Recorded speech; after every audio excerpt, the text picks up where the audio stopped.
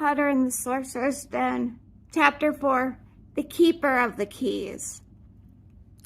Boom! They knocked again. Dudley jerked awake. "Where's the cannon?" he asked stupidly.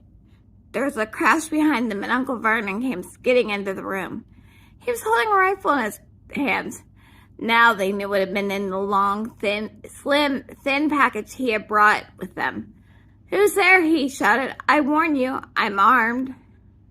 There was a pause, then smash!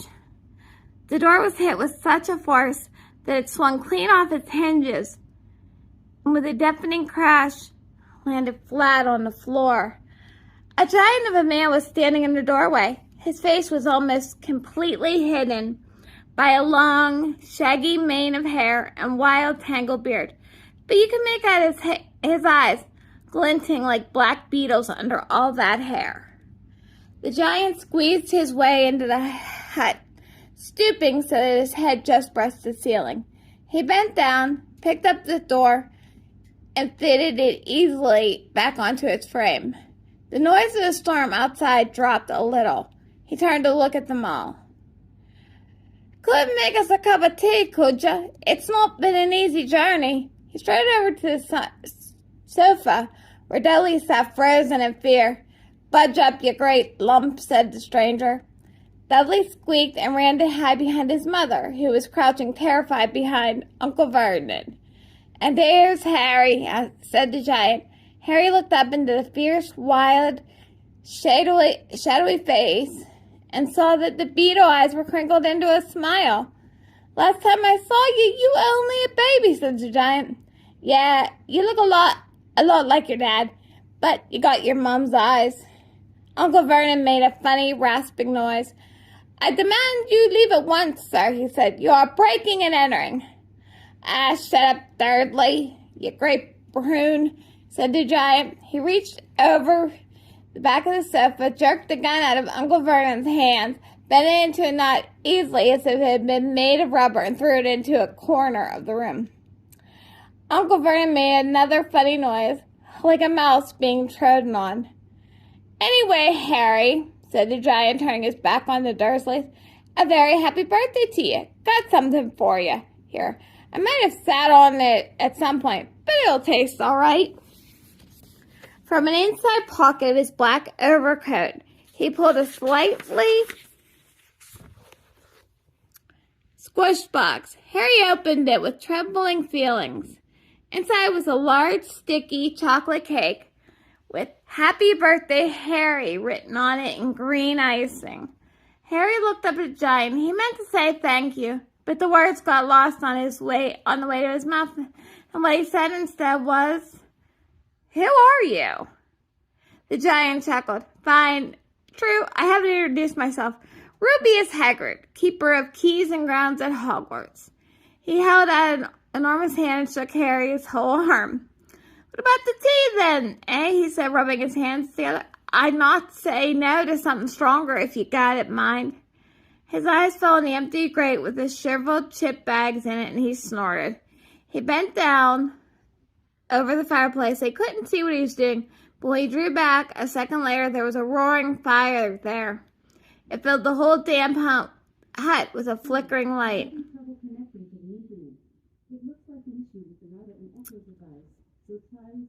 And Harry felt the warmth wash over him as though he had sunk into a hot bath. The giant sat back on his sofa, which sagged under his weight, and began taking all sorts of things out of his pockets of his coat.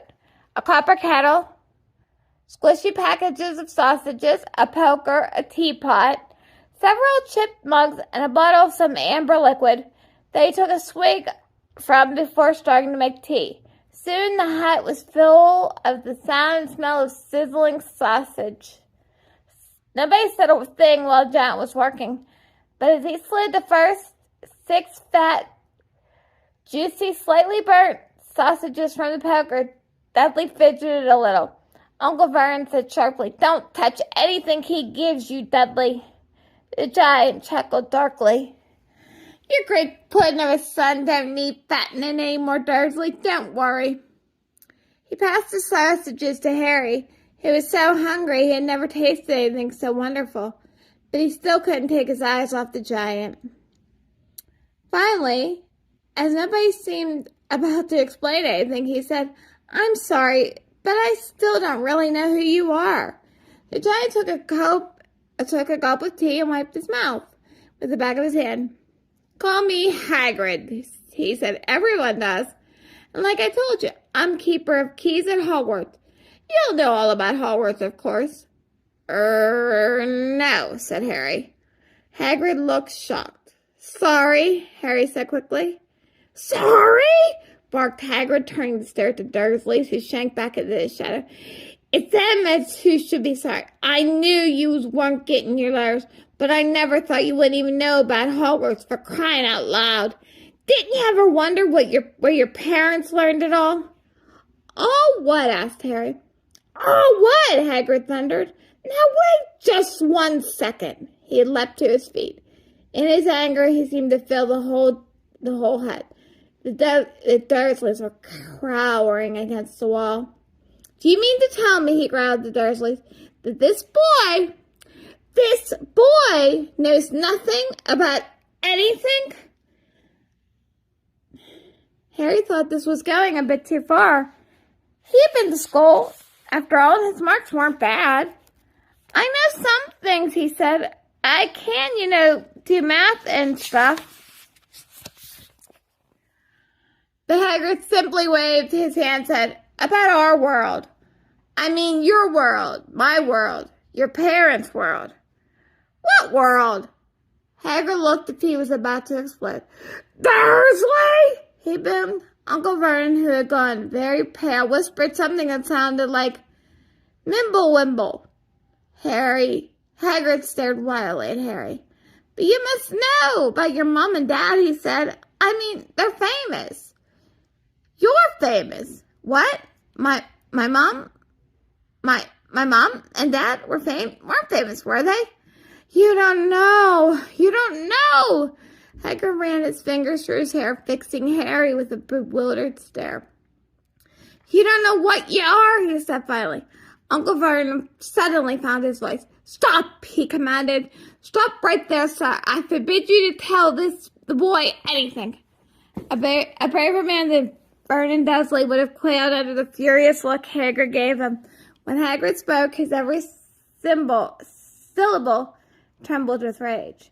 "You never told him? Never told him what was in the letter Dumbledore left for him?" "I was there. I saw Dumbledore leave it, Dursley, and you kept it from him all these years." "Kept what from me?" said Harry eagerly. "Stop! I forbid you!" yelled Uncle Vernon in a panic. Aunt Petunia gave a gasp before.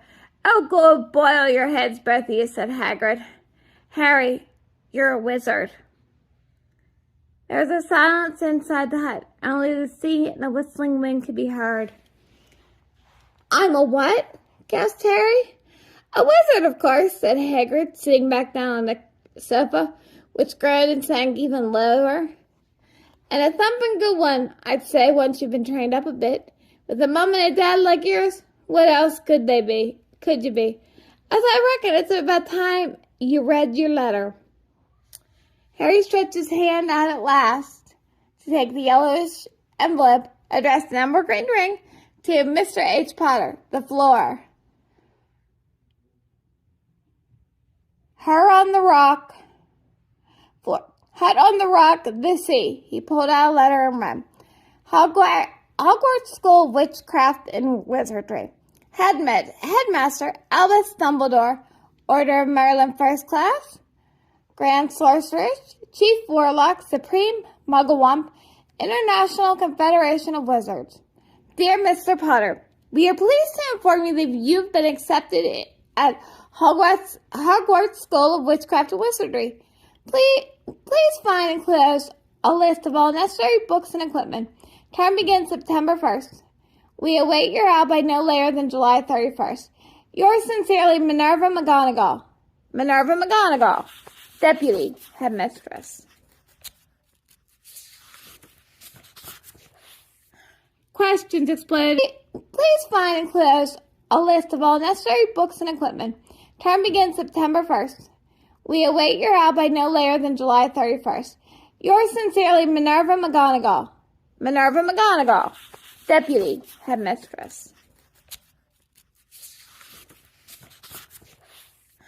Questions exploded inside Harry's head like fireworks, and he couldn't decide which to ask first.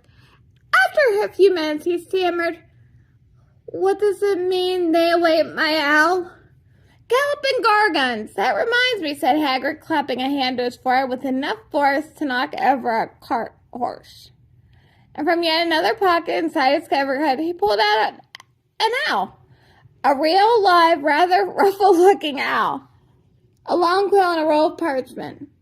With a tongue between his teeth, he scribbled a note that Harry could read upside down. "Dear Professor Dumbledore," gave Harry his letter. "Take him to buy his things tomorrow. Weather's horrible. Hope you are well. Hagrid." Hagrid rolled up the note, gave it to the owl, which clamped it in its beak, went to the door and threw the owl out into the storm. Then he came back and sat down as though this was as normal as talking on a telephone. Harry realized his mouth was open and closed it quickly. "Where was I?" said Hagrid, but at the moment, Uncle Vernon, still ashen-faced and looking very angry, moved into the firelight. "He's not going," he said. Hagrid grunted. "I'd like to see a great muggle like you stop him," he said. "A what?" asked Harry, interested. "A muggle," said Hagrid. "It's what we call non-magic folks. Like them. And it's your bad luck you grew up in a family of the biggest muggles I ever laid eyes on. We swore when he took him in, we put a stop to the rubbish," said Uncle Vernon. "Swore we'd stamp it out of him. Wizard indeed." "You knew," said Harry. "You knew I'm a wizard?" "Knew?" shrieked Aunt Petunia suddenly. "Knew? Of course we knew. How could you not be? My dratted sister being what she was. Oh, she got a letter just like that and disappeared off to that school and came home every vacation with her pockets full of frog scum, turning teacups into rats. I was the only one who saw her for what she was, a freak. But for my mother and father, oh no, it was Lily this and Lily that. They were proud of having a witch in the family." She stopped to draw a deep breath and went ranting on. It seemed like she'd been wanting to say all this for years. Then she met that Potter at school, and they left and got married and had you, and of course I knew you'd be just the same, just as strange, just as abnormal. And then, if you please, she went and got herself blown up, and we got landed with you." Harry had gone very white. As soon as he had found his voice, he said, "Blown up? You told me they died in a car crash." "Car crash!" roared Hagrid, jumping so angrily that the Dursleys scuttled back into their corner. "How could a car crash kill Lily and James Potter? It's an outrage, a scandal. Harry Potter not knowing his own story. Every kid in our world knows his story. Knows his name. But why? What happened?" Harry asked urgently. The anger faded from Hagrid's face. He suddenly looked anxious. "I never expected this," he said in a low, worried voice. "I had no idea when Dumbledore told me there might be trouble getting a hold of you. How much you didn't know. And Harry, I don't know if I'm the right person to tell you, but someone's got it.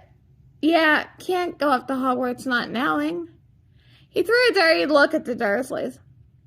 "Well, it's best you know as much as I can tell you. Mind you, I can't tell you everything. It's a great mystery, parts of it." He sat down and stared into the fire for a few seconds and then said, "It begins, I suppose, with a person called, but it's incredible. You don't know his name? Everyone in our world knows." "Who?" "Well, I don't like saying the name if I can help it. No one does." "Why not? Galloping gargoyles, Harry. People are still scared." "Blimey, this is difficult. See, there was this wizard who went bad. As bad as you could go. Worse. Worse and worse. His name was Hagrid gulped, but no words came out. Could you write it down? Harry suggested. Nah, I can't spell it. All right. Voldemort, Hagrid shuddered. Don't make me say it again. Anyway, this wizard about 20 years ago now started looking for followers. Got him too, some were afraid. Some just wanted a bit of his power because he was getting himself power, all right. Dark days, Harry. Didn't know who to trust. Didn't get friendly with strange wizards or witches. Terrible things happened. He was taking over. Of course, some stood up to him and he killed him. Horribly. One of the only safe places left was Hogwarts. Reckon Dumbledore, the only one who was afraid of, didn't dare try asking the school. Not just then, anyway. Now, your mom and dad were good as witch or wizard as I ever knew. Head boy and girl at Hogwarts in their day. Suppose the mystery is why you-know-who never tried to get them on his side before. Probably knew they were too close to Dumbledore to want anything to do with the dark side. Maybe thought he could persuade them. Maybe he just wanted them out of the way. All anyone knows, he turned up in the village where you were all living on Halloween 10 years ago. He was just a year old. He came into your house and Hagrid suddenly pulled out a very dirty spotted handkerchief and blew his nose with the sound of a foghorn. Sorry, he said, but it's that sad. Knew your mom and dad and nice people they couldn't find. Anyway, you knew who killed him. And this is the real mystery of things, he tried to kill you too. Wanted to make a clean job of it, I suppose. Or maybe he just liked killing by then. But he couldn't do it. Never wondered how you got that mark on your forehead? That was no ordinary cut. That's what you get when a powerful evil curse touches you. Took care of your mom and dad, and your house even. But it didn't work on you. And that's why you're famous, Harry. No one ever lived after he decided to kill him. And no one except you. And he had killed some of the best witches and wizards of the age. The McKinnons, the Bones, the Purrs. And you was only a baby, and you lived. Something very painful was going on in Harry's mind. As Hagrid's story came to a close, he saw again the blinding flash of green light, more clearly than he'd ever remembered it before. And he remembered something else for the first time in his life. A high, cold, cruel laugh. Hagrid was watching him sadly. Took you from the room myself. On Dumbledore's order. Brought you to this lot. Load of old tosh, said Uncle Vernon. Harry jumped. He'd almost forgotten the Durlow's sleeves were there. Uncle Vernon certainly seemed to have gotten back his courage. He was glaring at Hagrid and his fist clenched. Now you listen here, boy, he snarled. I expect there's something strange about you. Probably nothing a good being wouldn't have cured. And for all the stuff about your parents, well, they were weirdos, no denying it. And the world's better off without them, in my opinion.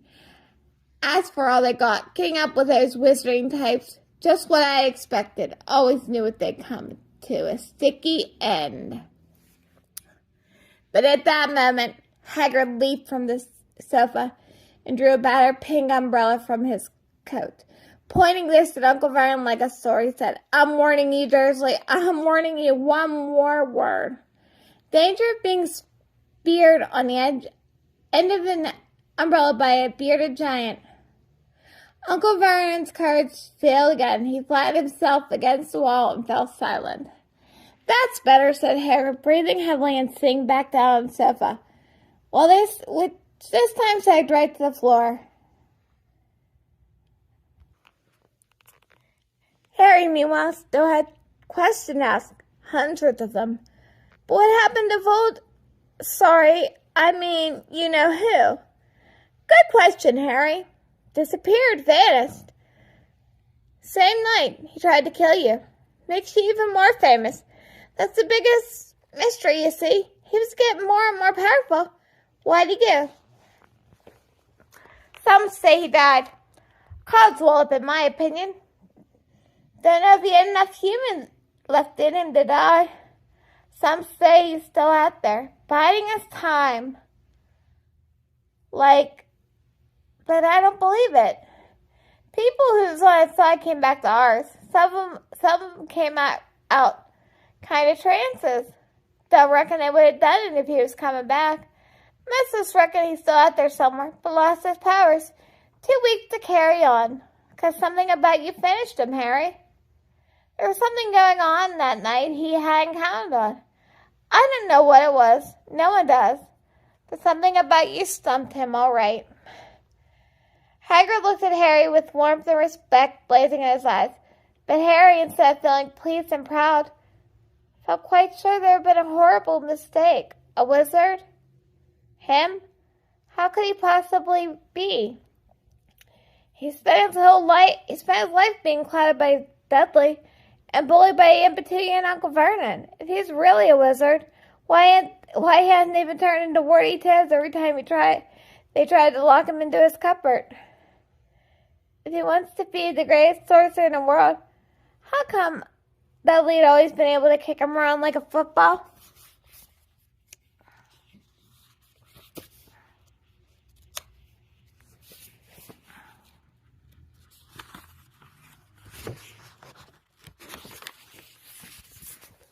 Hagrid, he said quietly, I think you must have made a mistake. I don't think I can be a wizard. To his surprise, Hagrid chuckled. Not a wizard, eh? Never made things happen when you was scared or angry? Harry looked into the fire. Now I came to think about it. Every odd thing that ever made his aunt and uncle furious would happen when Harry, had been upset or angry, chased by Dudley's gang. He had somehow found himself out of their reach. Dread going to school with that ridiculous haircut, he managed to make it grow back. The very last time Dudley had hidden, hadn't he got his revenge without even realizing he was doing it? Hadn't he set a boa constrictor on him? Harry looked at Hagrid, smiling, and saw that Hagrid was positively beaming him. See, he said, Harry Potter, not a wizard. You wait. You'll be right famous at Hogwarts. But Uncle Vernon wasn't going to give in without a fight. Haven't I told you? He's not going, he hissed. He's going to Stonewall High and he'll be grateful for it. I read those letters and he needs all sorts of rubbish. Spell books and wands and if he wants to go, a great muggle like you won't stop him, growled Hagrid. Stop Lily and James Potter's son going to Hogwarts? You're mad. His name's been down ever since he was born. He's off to the finest school of witchcraft and wizardry in the world. 7 years there and he won't know himself. He'll be with other youngsters of his own age for change.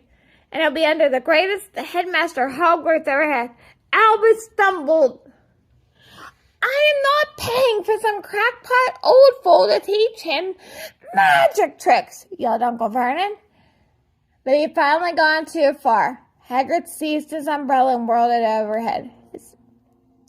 Never, he thundered. Never, he thundered. Insult Albus Dumbledore in front of me. He brought the umbrella down, swishing down through the air to point at Dudley. There was a flash of violet light, a sound like a firecracker, a sharp squeal, and the next second, Dudley was dancing on the spot with his hands clapped over his fat bottom, howling in pain. When he turned his back on him, Harry saw a curly pig's tail poking through a hole in his trousers. Uncle Vernon roared, pulling Aunt Petunia and Dudley into the other room. He cast one last terrified look at Harry and Hagrid and slammed the door behind him. Hagrid looked down at his umbrella and stroked his head. Shouldn't have lost me temper, he said ruefully, but it didn't work anyway. Meant to turn him into a pig, but I suppose he was so much like a pig anyway, there wasn't much left to do. He cast a sideways look at Harry under his bushy eyes. Be grateful if you didn't mention that to anyone at Hogwarts, he said. I'm, not supposed to do magic, strictly speaking. I was allowed to do a bit to follow you and get your letters to you and stuff. One of the reasons I was so keen to take on the job. Why aren't you supposed to do magic? Asked Harry. Oh, well, I was at Hogwarts myself, but I got expelled, to tell you the truth. My third year. They snapped me wand and half and everything. But Dumbledore let me stay on as gamekeeper. Great man, Dumbledore. Why were you expelled? It's getting late and we've got lots to do tomorrow, said Hagrid loudly. Gotta get up to town, get all your books, and that. He took off his thick back coat and threw it on Harry. You can keep under that. Don't mind if it wiggles a bit. I think I still got a couple of dormice in one of the pockets.